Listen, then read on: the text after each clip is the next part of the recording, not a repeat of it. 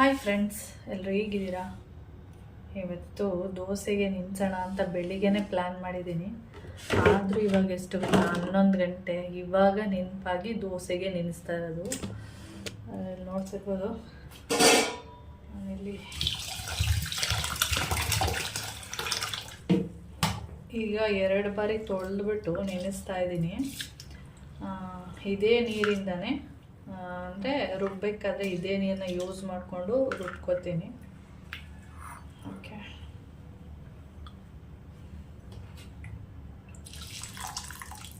ನೀರು ಖಾಲಿ ಉಂಟು.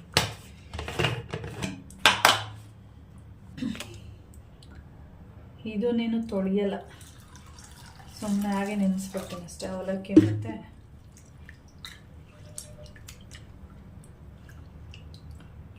ಸಾಕು, ಇಷ್ಟು ಕರೆಕ್ಟಾಗಿದೆ. ಈಗ ಇದು ಬೆಳಿಗ್ಗೆನೇ ನೆನೆಸಿದ್ರೆ ನಾನು 2 ಗಂಟೆ ಆ ಥರ ರುಬ್ತಿದ್ದೆ. ಇವಾಗ ನೆನೆಸಿರೋದ್ರಿಂದ 6:30 ಅಥವಾ 7 ಗಂಟೆ ಆ ಥರ ಟೈಮಲ್ಲಿ ರುಬ್ತೀನಿ.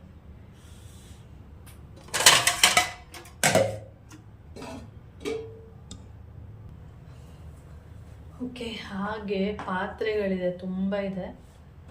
ಇವತ್ತು ಹಾಗಲಕಾಯಿ ಸಾಂಬಾರು ನೋಡಿ. ಪಾತ್ರೆಗಳೆಲ್ಲ ನೆನೆ ಬುಜ್ಜಿ ಎಲ್ಲ ಮಾಡಿದ್ನಲ್ಲ, ಅದೆಲ್ಲ ನೆನೆಸಿದ್ದೀನಿ. ಇವಾಗ ಇದ್ರ ಜೊತೆ ಇಟ್ಟರೆ ಸ್ಮೆಲ್ ಬರುತ್ತೆ ಅಂತೇಳಿ ಸೈಡಲ್ಲಿ ಇಟ್ಟಿದ್ದೀನಿ ಅಷ್ಟೇ. ಇವಾಗ ಇದನ್ನೆಲ್ಲ ತೊಳೆದ್ಬಿಟ್ಟು, ಹಾಗೆ ಅಕ್ಕಿ ಇಟ್ಟು ಸ್ವಲ್ಪ ಅದು ಖಾಲಿ ಆಯಿತು, ಅದಕ್ಕೆ ಇದನ್ನು ತೊಳೆದ್ಬಿಟ್ಟು ಒಣಗಾಕಿ ಇಟ್ಬಿಡೋಣ ಅಂತೇಳಿ ಇಲ್ಲಿ ಇಟ್ಟಿದ್ದೀನಿ. ಅಲ್ಲೇ ಇಟ್ಟರೆ ಏನಾಗುತ್ತೆ ಅಂದರೆ ನೆನಪಾಗಲ್ಲ ಅಷ್ಟೇ. ನನ್ನ ಕರ್ಗಿ ಕೂಡ ಬಂದಿದ್ದಾಳೆ, ಕಾಣಿಸಿದ್ಯಾ ನೋಡಿ, ನಿದ್ದೆ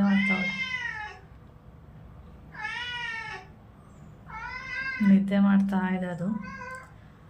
ಓಕೆ, ಹಾಗೆ ನಾನು ಇವಾಗ ಪಾತ್ರೆ ಎಲ್ಲ ತೊಳೆದು ಆಮೇಲೆ ಮತ್ತೆ ವಿಡಿಯೋನ ಕಂಟಿನ್ಯೂ ಮಾಡ್ತೀನಿ. ಇವಾಗಲೇ ಲೇಟ್ ಆಗಿಬಿಟ್ಟಿದೆ. ಇಷ್ಟೊತ್ತಿಗೆ ಅಡುಗೆ ಮನೆ ಎಲ್ಲ ಕ್ಲೀನ್ ಮಾಡಿ ಪಾತ್ರೆನೂ ತೊಳೆದು ಇಟ್ಬಿಡ್ತಿದ್ದೆ. ಇವತ್ತು ಸ್ವಲ್ಪ ಲೇಟ್ ಆಯ್ತು ಅಷ್ಟೆ. ಓಕೆ, ಇನ್ನು ಮೇಲೆ ಬಟ್ಟೆ ಇದೆ, ಅದೆಲ್ಲ ಎತ್ಕೊಬರ್ಬೇಕು, ಮಡ್ಚಿ ಅದೆಲ್ಲ ಇಟ್ಟು ಇನ್ನೂ ಬೇರೆ ಬೇರೆ ಕೆಲಸಗಳುಂಟು. ನೋಡೋಣ ಎಷ್ಟೊತ್ತಿಗೆ ಮುಗಿಯುತ್ತೇವತ್ತು ಅಂತೇಳಿ. ನಾನು ಇಲ್ಲಿ ಪಾತ್ರೆಗಳೆಲ್ಲ ಫಸ್ಟು ಪಾತ್ರೆ ಎಲ್ಲ ತೊಳೆದು ಇಟ್ಬಿಟ್ಟು ಇವಾಗ ಅಕ್ಕಿ ಎಲ್ಲ ತೊಳಿಬೇಕು, ಅಕ್ಕಿ ರೊಟ್ಟಿಗೆ. ಮತ್ತು ಅದ್ರ ಜೊತೆಗೆ ರಾಗಿ ಇದೆ, ಅಂದರೆ ರಾಗಿ ಸರಿ ಅಂದರೆ ಮಾಲ್ಟ್ ಪೌಡರ್ ಮಾಡಿಸಿ ತುಂಬ ದಿನವೇ ಆಗೋಗಿದೆ. 1 ವರ್ಷನೇ ಆಯಿತು. ಮಾಡಿಸೋಣ ಅಂತೇಳಿ ಈಗ ಮರ್ತೆ ಹೋಗ್ತಾ ಇರುತ್ತೆ. ಅದಕ್ಕೆ ಇವಾಗ ರಾಗಿ ಮಾಲ್ಟ್ ಮಾಡಬೇಕು ಅಂದರೆ ರಾಗಿನ ಚೆನ್ನಾಗಿ ತೊಳೆದು ಅದನ್ನು ಮೊಳಕೆ ಕಟ್ಟಬೇಕು. ಮೊಳಕೆ ಕಟ್ಟಲೇಬೇಕು ಅಂತ ಏನಿಲ್ಲ, ಕಟ್ಟಿದರೆ ಚೆನ್ನಾಗಿರುತ್ತೆ ಅಂತ ಅಷ್ಟೇ. ಅಂದರೆ ಅದರಲ್ಲಿ ಪ್ರೋಟೀನ್ ಎಲ್ಲ ಸಿಗುತ್ತೆ ಅಂಥೇಳಿ ಅಷ್ಟೇ. ಇವಾಗ ನಾನು ಫಸ್ಟು ರಾಗಿನ ತೊಳೆದ್ಬಿಟ್ಟು ನೆನೆಸ್ಬಿಡೋಣ, ಅದನ್ನು ಮೊಳಕೆ ಕಟ್ಟೋದಕ್ಕೆ ಸರಿ ಹೋಗುತ್ತೆ ಅಂತೇಳಿ ನಲ್ಲಿಗೆ ಒಂದು ಕರ್ಚಿಫ್ನ ಕಟ್ಟಿದ್ದೀನಿ. ಏಕೆಂದರೆ ಅದರಲ್ಲಿ ಗಲೀಜೆಲ್ಲ ಬರ್ತಾ ಇರುತ್ತೆ ನೀರಲ್ಲಿ ಅಂತೇಳಿ ಆ ಥರ ಮಾಡಿದ್ದೀನಿ. ಹಾಗೆ ನಾನೇನು ಮಾಡಿದ್ದೆ ಅಂದರೆ ರಾಗಿ ಹಿಟ್ಟು ಮಾಡಿಸೋದಕ್ಕೆ ತೊಗೊಂಡೋಗಿದ್ನಲ್ಲ, ಆ ಟೈಮಲ್ಲಿ ಒಂದಷ್ಟು ರಾಗಿನ ಕ್ಲೀನ್ ಮಾಡ್ತಾರೆ ನೋಡಿ, ಆವಾಗ ಒಂದಷ್ಟು ರಾಗಿನ ತೆಗೆದು ಇಟ್ಕೊಂಡಿದ್ದೆ. ನಾನು ಒಂದು 3 kg ಅಂದರೆ ಒಂದು ಅಂದಾಜು ಮೇಲೆ ತೊಗೊಂಡು ಇಟ್ಕೊಂಡಿದ್ದೆ. ಒಂದು 3 kg ಸಾಕು ಅಂತೇಳಿ ತೊಗೊಂಡು ಇಟ್ಕೊಂಡಿದ್ದೆ. ಅದಾದಮೇಲೆ ಮನೆಗೆ ಬಂದು ನೋಡಿದೆ, ಅದನ್ನು ನನಗೆಲ್ಲ ಐಡಿಯಾ ಬರಲಿಲ್ಲ. ಸಡನ್ನಾಗಿ ಇಲ್ಲಿ ಒಂದು 3 kg ತೊಗೋಬೇಕು ಅಂದರೆ ಏನೋ ಒಂದಷ್ಟು ಎತ್ತಿ ಇಟ್ಕೊಬಿಟ್ಟೆ. ಆಮೇಲೆ ಮನೆಗೆ ಬಂದುಬಿಟ್ಟು ನೆನೆಸ್ಬೇಕಾದ್ರೆ ನೋಡ್ತೀನಿ ಅದು ಸುಮಾರು ಒಂದು 5 kg ಮೇಲೇ ಇದೆ ಅದು ರಾಗಿ. ಆಮೇಲೆ ಬೇಡ ಅಂದ್ಬಿಟ್ಟು ಸ್ವಲ್ಪ ರಾಗಿನ ಮಾತ್ರ ಚೆನ್ನಾಗಿ ತೊಳೆದು, ಅದರಲ್ಲಿ ಒಂಥರ ಒಟ್ಟು ಥರ ಬರ್ತಾನೆ ಇರುತ್ತೆ, ನಾವು ಎಷ್ಟು ತೊಳೆದ್ರೂ ಕೂಡ ಒಟ್ಟು ಥರ ಬರ್ತಾನೆ ಇತ್ತು. ಆದಷ್ಟು ಅದನ್ನು ಒಂದು 4-5 ಸರಿ ತೊಳೆದ್ಬಿಟ್ಟು ಹಾಗೆ ನೆನೆಸಿಟ್ಟಿದ್ದೀನಿ. ಹಾಗೆ ಅಕ್ಕಿನೂ ಕೂಡ ತೊಳೆದ್ಬಿಟ್ಟು ನೀರೆಲ್ಲ ಹೋಗಲಿ ಅಂಥೇಳಿ ಇಟ್ಟಿದ್ದೀನಿ. ಇವಾಗ ನೋಡಿ, ಅಲ್ಲಿ ರಾಗಿನ ಎಷ್ಟು ತೊಳೆದ್ರೂ ಈ ಥರ ಬರ್ತಾನೆ ಇರುತ್ತೆ. ಅಂದರೆ ರಾಗಿ ಸಿಪ್ಪೆ, ಇದು ರಾಗಿ ಮೇಲೆ ಸಿಪ್ಪೆ ಕುತ್ಕೊಂಡಿರುತ್ತಲ್ಲ, ಅದು ಬರ್ತಾನೆ ಇರುತ್ತೆ. ಆದಷ್ಟು ನಾನು ಟ್ರೈ ಮಾಡಿದ್ದೀನಿ ತೊಳೆಯೋದಕ್ಕೆ, ಒಂದು 4-5 ಸರಿ ತೊಳೆದಿದ್ದೀನಿ. ಆದರೂ ನೀವು ಎಷ್ಟೇ ತೊಳೆದ್ರೂ ಅದು ಬರ್ತಾನೆ ಇರುತ್ತೆ, ಅದಕ್ಕೆ ಅದನ್ನ ಹಾಗೆ ಬಿಟ್ಬಿಟ್ಟಿದ್ದೀನಿ ಅಷ್ಟೇ. ಹಾಗೆ ಅಕ್ಕಿನೂ ಕೂಡ ತೊಳೆದುಬಿಟ್ಟು ಅದನ್ನು ಒಂದು 2 ಬಾರಿ ಅಷ್ಟೇ ತೊಳೆಯೋದು. ತೊಳೆದ್ಬಿಟ್ಟು ಒಣಗಾಕ್ಬಿಟ್ರೆ ಆಯಿತು. ರಾಗಿನ ಸಂಜೆಗೆ ನೀರನ್ನೆಲ್ಲ ಸೋರಿಸಿ ಅದನ್ನು ಒಂದು ಬಟ್ಟೆಗೆ ಕಟ್ಟಿ ಇಡಬೇಕು. ಅದು ಅಷ್ಟೊತ್ತು ತನಕ ಚೆನ್ನಾಗಿ ನೆನೀಲಿ ಅಂತ ಹಾಗೆ ನೆನೆಯೋದಕ್ಕೆ ಬಿಟ್ಟಿದ್ದೀನಿ. ಅದಾದಮೇಲೆ ಅಕ್ಕಿನ ಇಲ್ಲಿ ಟೆರೆಸ್ ಮೇಲೆ ಹಾಕಬೇಕಿತ್ತು, ಆದರೆ ನಾನು ಇಲ್ಲೇ ಒಣಗಾಕಿದ್ದೀನಿ. ಟೆರೆಸ್ ಮೇಲೆ ಹಾಕಿದರೆ ಪಾರಿವಾಳಗಳು ಬಂದು ತಿಂದರೆ ಏನು ಪ್ರಾಬ್ಲಮ್ ಇಲ್ಲ. ಆದರೆ ಏನಾಗುತ್ತೆ ಅಂದರೆ ಅದರಲ್ಲಿ ಗಲೀಜು ಮಾಡಿ ಹೋಗ್ಬಿಡುತ್ತೆ. ಅದಕ್ಕೆ ನಾನೇನು ಮಾಡಿದ್ದೀನಿ, ಇಲ್ಲೇ ಮನೆಯ ಮುಂದೆನೇ ಒಣಗಾಕ್ಬಿಟ್ಟು ಅದೇ ಬೆಡ್ ಸ್ಪ್ರೆಡ್ ಇತ್ತಲ್ಲ ಅದರಲ್ಲೇ ಒಣಗಾಕಿರೋದ್ರಿಂದ ಅದನ್ನು ಉಲ್ಟಾ ಮಾಡಿ ಮೇಲೆ ಮುಚ್ಚಿಬಿಟ್ಟಿದ್ದೀನಿ. ಏನಕ್ಕೆ ಆ ರೀತಿ ಮುಚ್ಚಿದ್ದೀನಿ ಅಂದರೆ, ಇವಾಗ ನಿಮಗೆ ಗೊತ್ತು ವಿಂಟರ್ ಇರೋದ್ರಿಂದ ಮರದ ಎಲೆಗಳೇನಿದೆ ಅದೆಲ್ಲ ತುಂಬ ಉದುರ್ತಾ ಇರುತ್ತೆ. ಅದ್ರ ಜೊತೆಗೆ ಏನಾಗುತ್ತೆ ಅಂದರೆ ಎಲೆಗಳ ಮೇಲಿರುವಂಥ ಡಸ್ಟ್ ಏನಿದೆ ಅದು ಕೂಡ ಉದುರುತ್ತಾ ಇರುತ್ತೆ. ಅದರಿಂದ ನಾನು ಆ ರೀತಿ ಕವರ್ ಮಾಡಿಬಿಟ್ಟಿದ್ದೀನಿ. ಎಲೆಗಳು ಉದುರಲಿ, ಆದರೆ ಅಕ್ಕಿ ಮೇಲೆ ಬೀಳಬಾರ್ದು ಅಂಥೇಳಿ ಆ ಥರ ಮಾಡಿದ್ದೀನಿ. ಹಾಗೆ ನಮ್ಮ ಗುಮ್ಮಿಯಲ್ಲಿ ಕಾರ್ ಕೆಳಗಡೆ ಹೋಗಿ ಮಲಗಿತ್ತು, ಅದನ್ನು ವೀಡಿಯೋ ಮಾಡಿದೆ, ಆದರೆ ಕಾಣಿಸ್ತಾ ಇಲ್ಲ ಅಷ್ಟೇನದು. ಅದಾದಮೇಲೆ ನೆಕ್ಸ್ಟು ತಲೆಗೆ ಏರ್ ಪ್ಯಾಕ್ ಹಾಕೋಣ ಅಂಥೇಳಿ ತುಂಬ ದಿನ ಆಗಿದೆ. ಏನಂದರೆ ಏರ್ ಪ್ಯಾಕ್ದು ಪೌಡರ್ ಏನಿದೆ ಅದು ಕಾಣಿಸಲ್ಲ ನಮ್ಮ ಕಣ್ಣಿಗೆ. ಈ ಥರ ಇಟ್ಬಿಟ್ಟಿರ್ತೀವ, ಆ ಡ್ರೆಸ್ಸಿಂಗ್ ಮಿರರ್ ಕೆಳಗಡೆ ಇಟ್ಬಿಟ್ಟಿದ್ದೀನಿ, ಅದು ನೆನಪೇ ಆಗೋಲ್ಲ. ಅದು ನಮಗೇನಾದರೂ ಕಾಣೋ ಥರ ಏನಾದರೂ ಇದ್ದರೆ ಆವಾಗ ನಾನು ಏರ್ ಪ್ಯಾಕ್ ಹಾಕಬೇಕು ಅಂತ ಅನಿಸುತ್ತೆ. ಅದು ಕಾಣಿಸಲ್ವಲ್ಲ, ಅದಕ್ಕೆ ನಾವು ಹಾಕೋದೇ ಬಿಟ್ಬಿಟ್ಟಿದ್ದೀನಿ ನಾನು. ಹಾಗೆ ಏರ್ ಪ್ಯಾಕ್ದು ಪೌಡರ್ ತೊಗೊಳ್ಳೋಣ ಅಂತೇಳಿ ಹಾಗೆ ಈಗ ಮೊನ್ನೆ ಮದುವೆ ಅದೆಲ್ಲ ಫಂಕ್ಷನ್ಗೆಲ್ಲ ಹೋಗಿದ್ನಲ್ಲ, ಆವಾಗ ಆ ಆರ್ಟಿಫಿಷಿಯಲ್ದು ಏನಿದೆ ಲಾಂಗ್ ಸರ, ಅದು ಚೋಕರು ಎಲ್ಲ ಇತ್ತಲ್ಲ, ಅದನ್ನೆಲ್ಲ ಆಗಾಗೆ ಎಲ್ಲೋ ಒಂದು ಕಡೆ ಸುಮ್ಮನೆ ಹಾಗೆ ಇಟ್ಬಿಟ್ಟಿದ್ದೆ. ಮತ್ತು ಹಾಗೆ ಏರ್ ಪ್ಯಾಕ್ದು ಪೌಡರ್ ಎಲ್ಲ ತೊಗೊಳಕ್ಕೆ ಹೋಗಿದ್ನಲ್ಲ, ಅದನ್ನು ಕೂಡ ಪ್ಯಾಕ್ ಮಾಡಿ ಎತ್ತಿಟ್ಬಿಡೋಣ, ಮತ್ತು ಇನ್ಯಾವುದು ಫಂಕ್ಷನ್ ಎಲ್ಲ ಇಲ್ವಲ್ಲ ಸದ್ಯಕ್ಕೆ ಅಂದ್ಬಿಟ್ಟು ಅದನ್ನು ಕೂಡ ನಾನು ಇಲ್ಲಿ ಎತ್ತಿಟ್ಟೆ. ಅದಾದಮೇಲೆ ಏರ್ ಪ್ಯಾಕ್ ಪೌಡರ್ ಏನಿದೆ ಅದನ್ನು ನೀಟಾಗಿ ಮಿಕ್ಸ್ ಮಾಡಿ ಒಂದು ಬೌಲಲ್ಲಿ ಇಟ್ಬಿಟ್ಟು, ಹಾಗೆ ಹೊರಗಡೆ ಬಂದರೆ ನನ್ನ ಗುಮ್ಮಿ ಇವಳು ಕರ್ಗಮ್ಮ ಅಲ್ಲಿ ಕೂತಿದ್ಲು, ಗುಮ್ಮಿಯಲ್ಲಿ ಕಾರ್ ಕೆಳಗಡೆ ಕೂತಿದ್ಲು. ಹಾಗೆ ಮೋಹನ್ ಮಾಮ ಬಂದ್ರಲ್ಲ ಊಟಕ್ಕೆ, ಅದಕ್ಕೆ ಇವಳು ಗುಮ್ಮಿ ಅಲ್ಲಿಂದ ಓಡಿ ಬಂದುಬಿಟ್ಟಿದ್ದಾಳೆ. ಆಮೇಲೆ ಮೋಹನ್ ಮಾಮನಿಗೂ ಕೂಡ ಊಟ ಎಲ್ಲ ಹಾಕ್ಕೊಟ್ಬಿಟ್ಟು ನಾನು ಕೂಡ ಊಟ ಮಾಡಿಕೊಂಡು ಆಮೇಲೆ ಏರ್ ಪ್ಯಾಕ್ ಹಾಕಿದ್ದು. ಏರ್ ಪ್ಯಾಕ್ ಹಾಕ್ದಾಗೇನು ತುಂಬ ಹೊತ್ತು ಬೇಡ, ಒಂದು 20 ಮಿನಿಟ್ಸ್ ಅಥವಾ 30 ಮಿನಿಟ್ಸ್ ತಲೆಯಲ್ಲಿದ್ದರೆ ಸಾಕು, ಅದಕ್ಕಿಂತ ಹೆಚ್ಚಾಗೇನು ಅವಶ್ಯಕತೆ ಇಲ್ಲ ಅನ್ಕೋತೀನಿ. ಆಮೇಲೆ ಒಂದು 1/2 ಅವರ್ ಹಾಕ್ಕೊಂಡು ಆಮೇಲೆ ತಲೆ ಸ್ನಾನ ಮಾಡಿದೆ. ಇವತ್ತು ನಾನು ಅಕ್ಕಿನ ತೊಳಿಬಾರ್ದಿತ್ತು ಅಂತ ಅನ್ನಿಸ್ತಾ ಇದೆ. ಯಾಕೆ ಅಂದರೆ ಇವತ್ತು ಬಿಸಿಲೇ ಇಲ್ಲ, ಫುಲ್ಲು ಮೋಡ. ನಿನ್ನೆ ಚೆನ್ನಾಗಿ ಬಿಸಿಲಿತ್ತು. ನಿನ್ನೆ ಥರ ಬಿಸಿಲು ಇದ್ದಿದ್ದರೆ ಇವಾಗಲೇ ಒಂದಿನಕ್ಕೆ ಚೆನ್ನಾಗಿ ಒಣಗೋಗ್ತಿತ್ತು. ನಿನ್ನೆ ಏನಂದರೆ ಡೈಲಿ ಹೆಂಗಾಗ್ತಿದೆ ಅಂದರೆ ಒಂದು 9 ಗಂಟೆ 10 ಗಂಟೆ ತನಕ ಸ್ವಲ್ಪ ಮೋಡ ಮತ್ತು ಸ್ನೋ ಎಲ್ಲ ಬೀಳ್ತಾ ಇರುತ್ತೆ, ಆಮೇಲೆ ಬಿಸಿಲು ಬರುತ್ತೆ. ನಾನು ಇವತ್ತು ಅದೇ ಥರ ಆಗುತ್ತೆ ಅಂಥೇಳಿ ಅಕ್ಕಿ ತೊಳೆದಿದ್ದು, ನೋಡಿದರೆ ಬಿಸಿಲೇ ಇಲ್ಲ ಇವತ್ತು, ಫುಲ್ಲು ಮೋಡ. ತೋರಿಸ್ತೀನಿ ಇವಾಗ.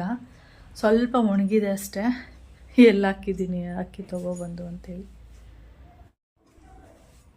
ಇಲ್ಲಿ ನೋಡಿ, ಅಕ್ಕಿನ ಇಲ್ಲಿ ತಂದು ಹಾಕಿದ್ದೀನಿ, ಒಣಗಬೇಕು ಇದು. ಇದೇ ಥರ ನಾಳೆನೂ ಇದ್ದರೆ ಸ್ವಲ್ಪ ಕಷ್ಟನೇ. ನೋಡಿ, ಸ್ವಲ್ಪ ಹಸಿ ಹಸಿನೇ ಇದೆ, ಇನ್ನೂ ಒಣಗಬೇಕು ಚೆನ್ನಾಗಿ. ಕ್ಲೋಸ್ ಮಾಡಿ ಇಟ್ಬಿಟ್ರೆ ಏನಾಗುತ್ತೆ ಅಂದರೆ ಒಂಥರ ಸ್ಮೆಲ್ ಬರುತ್ತೆ, ಅದಕ್ಕೆ ಹಿಂಗೆ ಗಾಳಿಲಿ ಆರ್ತಾ ಇರಲಿ. ಸದ್ಯಕ್ಕೆ ಈಗ ಯಾರೂ ಬೆಡ್ರೂಮಿಗೆ ಬರೋಲ್ಲ, ಕೌಶಿ ಮೇಲೆ ಬರ್ತಾನೆ, ಆವಾಗ ಸ್ವಲ್ಪ ಇಲ್ಲಿ ತನಕ ಕ್ಲೋಸ್ ಮಾಡಿಬಿಟ್ರೆ ಸರಿ. ಮಲ್ಗೋ ಟೈಮಲ್ಲಿ ಕಿಚನಲ್ಲಿ ಇಟ್ಬಿಡ್ತೀನಿ, ಇಲ್ಲಾಂದರೆ ಒಂಥರ ಸ್ಮೆಲ್ಲು.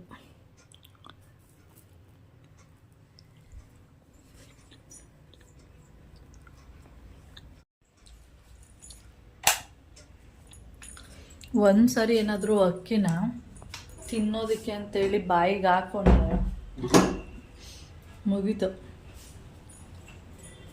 ಪದೇ ಪದೇ ತಿಂತಾನೆ ಇರ್ತೀವಿ ಅಕ್ಕಿನ. ಟೇಸ್ಟ್ ಹಂಗೆ ಇರುತ್ತೆ ಚೆನ್ನಾಗಿ. ನಾನಲ್ಲಿ ಒಣಗಾಕ್ಬೇಕಾದ್ರೆ 1-2 ಸರಿ ತಿಂದಿದ್ದೆ. ಇನ್ನು ರೂಮಿಗೆಲ್ಲ ಹೋದಾಗೆಲ್ಲ ಸುಮ್ಮನೆ ಬಾಯಿಗೆ ಹಾಕ್ತಾ ಇರ್ತೀವಿ. ನೆಂದಿದೆ ಅಲ್ವ ಒಂಥರ ಚೆನ್ನಾಗಿರುತ್ತೆ ಅಷ್ಟೆ. ಓಕೆ, ಟೈಮು ಇವಾಗ 6 ಗಂಟೆ. ನಾನು ವಾಕಿಂಗ್ ಹೋಗೋಕ್ಕಿಂತ ಮೊದಲು ಫಸ್ಟು ದೋಸೆಗೆ ರುಬ್ಬಿಟ್ಬಿಡೋಣ ಅಂತೇಳಿ ಬಂದೆ. ಹಾಗೆ ರುಬ್ಬಿಟ್ಟೆ. ಓಕೆ, ಹಾಗೆ ನನ್ನ ಮಿಕ್ಸಿ ತೋರಿಸ್ಬೇಕಿತ್ತು. ಇದನ್ನು ತಗೊಂಡು ಸುಮಾರು ಒಂದು 8 ವರ್ಷದ ಮೇಲಾಗಿದೆ. ತೋರಿಸಿರ್ಬೇಕು. ಇದು ಬಂದು ಬಟರ್ಫ್ಲೈ ಮಿಕ್ಸಿ ಹೆಸರು. ಚೆನ್ನಾಗಿತ್ತು, ಇವಾಗಲೂ ಕೂಡ ಚೆನ್ನಾಗಿದೆ ಮಿಕ್ಸಿ. ಇದರಲ್ಲಿ ವೈಟ್ ಮತ್ತು ಇದು ಗ್ರೇ ಕಲರು. ಅದು ನೋಡೋದಕ್ಕೆ ಬ್ಲ್ಯಾಕ್ ಕಲರ್ ಥರ ಕಾಣಿಸ್ಬೋದು, ಆದರೆ ಇದು ಗ್ರೇ ಕಲರು. ಓಕೆ, ಹಾಗೆ ಈಗ ಏನಾಗಿದೆ ಅಂದರೆ ಇದು ಇವಾಗ ಆನ್ ಮಾಡಿದ್ದೀನಿ ಮಿಕ್ಸಿನ. 1 2 3ಗೆ ಹಾಕಿದ್ರೆ ಏನಾಗುತ್ತೆ, 1ಗೆ ಹಾಕ್ಬೋದು, 2ಗೂ ಹಾಕ್ಬೋದು. 3ಗೆ ಹಾಕಿದ್ರೆ ಏನಾಗುತ್ತೆ ಅಂದರೆ ಆಫ್ ಆಗ್ತಿದೆ. ಮೊದಲೊಂದ್ಸರಿ ಇದೇ ಥರನೇ ಆಗಿತ್ತು, ಒಂದು 2 ಇಯರ್ಸ್ ಆಗಿತ್ತು. ಅಂದರೆ ಇಲ್ಲೇನೋ ಹೋಗಿದೆ ಅಂತೇಳಿ, ಅಂದರೆ ಅವಾಗ ಇದು ಹಾನೇ ಆಗ್ತಿರ್ಲಿಲ್ಲ, ಇಲ್ಲೇನೋ ಹೋಗಿದೆ ಅಂತೇಳಿ ರೆಡಿ ಮಾಡಿ ಕೊಟ್ಟಿದ್ರು. ಇವಾಗ ಏನಾಗಿದೆ ಮತ್ತೆ ಇದೇ ಥರ ಆಗಿದೆ. ಅಂದರೆ ಇವಾಗ ಏನಾಗಿದೆ, 3ಗೆ ಹೋದರೆ ಸಾಕು ಆಫ್ ಆಗಿಬಿಡುತ್ತೆ. ನೋಡಿ ತೋರಿಸ್ತೀನಿ.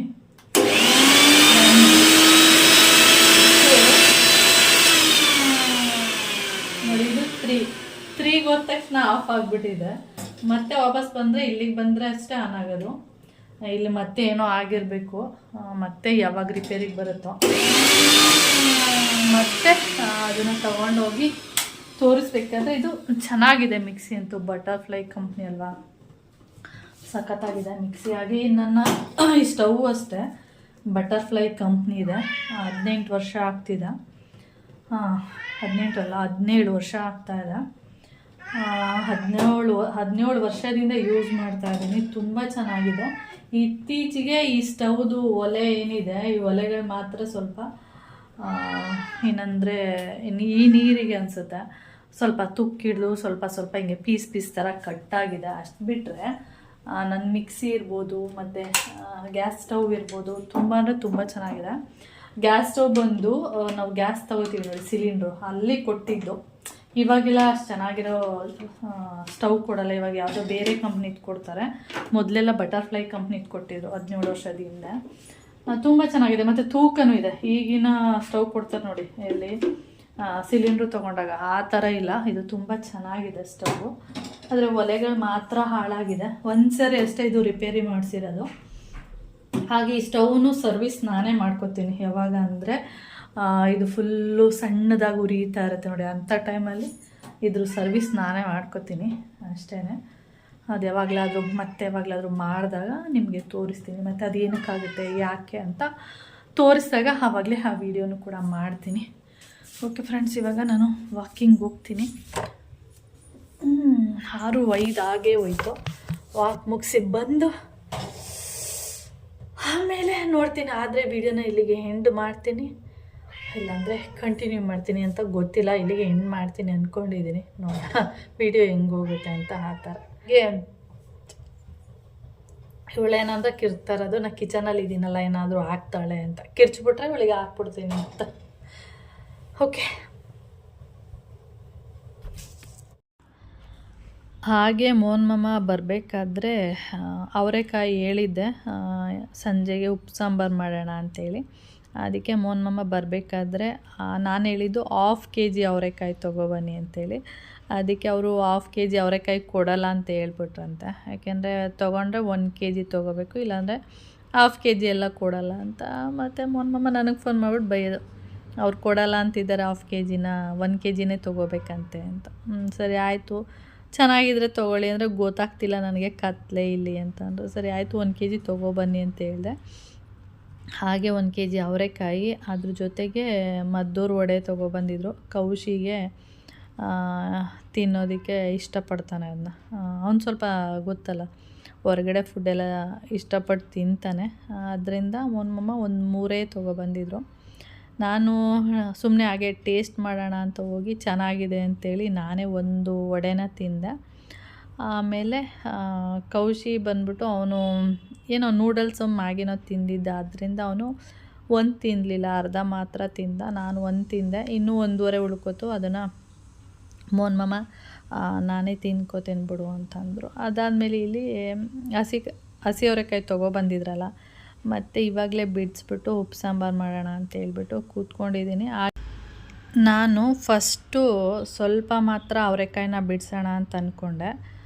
ಆಮೇಲೆ ಬೇಡ, ಒಟ್ಟಿಗೆ ಎಲ್ಲ ಬಿಡಿಸ್ಬಿಟ್ಟು ಆಮೇಲೆ ಉಪ್ಪು ಸಾಂಬಾರು ಮಾಡೋಣ ಅಂಥೇಳಿ ಪ್ಲ್ಯಾನ್ ಮಾಡಿ, ಆಮೇಲೆ ಎಲ್ಲ ಒಟ್ಟಿಗೆ ಕುತ್ಕೊಂಡು ಬಿಡಿಸ್ಬಿಟ್ಟು 1 kg ಅವರೆಕಾಯಿನ ಬಿಡಿಸ್ಬೇಕು ಅಂದರೆ 1 hour ಟೈಮ್ ತೊಗೊಳುತ್ತೆ. ನಾನಿಲ್ಲಿ ಫಸ್ಟು ಆ ಕಾಯಿನೆಲ್ಲ ನೋಡುವಾಗ ಚೆನ್ನಾಗಿಲ್ಲ ಅಂತಲೇ ಅನ್ನಿಸ್ತಾಯಿತ್ತು. ಆಮೇಲೆ ಮೋಹನ್ ಮಾಮ ಅಲ್ಲಿ ಕತ್ಲೆ ಕಾಣಿಸ್ತಾ ಇಲ್ಲ ಅಂತ ಹೇಳಿದರು. ಆಮೇಲೆ ನೋಡಿದರೆ ಕಾಯಿ ಚೆನ್ನಾಗೇ ಇತ್ತು, ಮತ್ತು ಸೊನೆನೂ ಇತ್ತು.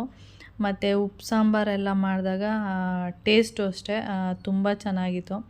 ನಾನು ಬೇರೆ ಕತ್ಲೆಯಲ್ಲಿ ಕಾಣಿಸ್ತಿಲ್ಲ ಅಂತ ಅಂದ್ರೂ ಕೂಡ 1 kg ತೊಗೊಬನ್ನಿ ಅಂತ ಬೇರೆ ಹೇಳ್ಬಿಟ್ಟಿದ್ದೀನಿ. ಚೆನ್ನಾಗಿದೆಯೋ ಇಲ್ವೋ ಅಂತ ಯೋಚನೆ ಮಾಡ್ತಾಯಿದ್ದೆ.